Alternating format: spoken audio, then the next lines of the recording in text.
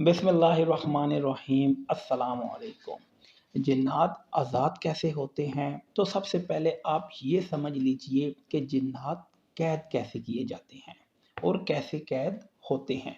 या तो बोतल में कैद होते हैं, या तो किसी चिराग में, या फिर किसी गार में, या फिर किसी पुराने दरख्त के बैरी का जो दरख्त है उस दरख्त पर, या तो फिर किसी ऐसे दरिया के किनारे, ये समझ लीजिए जहाँ पुरानी मस्जिद हो, जो समुंदर या पानी या बहता दरिया के नज़दीक हो, या फिर वो पुराना घर जिसमें कभी गुसलखाना रहा हो।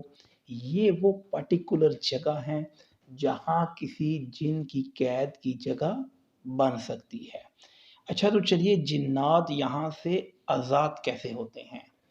अगर तो वो बोतल में बंद है या कैद है, तो बोतल किसी वजह से, जैसा कि सैलाब, ज़लज़ला या एक्सीडेंटली वहाँ पे कोई तामीर हो रही हो, तो वो बोतल टूट गई हो, क्रैक हो गई हो, तो भी वहाँ से जिन्नात आज़ाद हो जाते हैं। इसी तरह अगर वो पहाड़ या गार में जहाँ वो कैद किए गए हैं, किसी ने वहाँ आग लगा दी या आग लग गई, तो भी जिन्नात वहाँ से आज़ाद हो जाते हैं। इसी तरह अगर किसी दरख्त पर कैद किए गए हैं, तो उस दरख्त को किसी ने काट दिया हो, तो भी जिन्नात आज़ाद हो जाते हैं।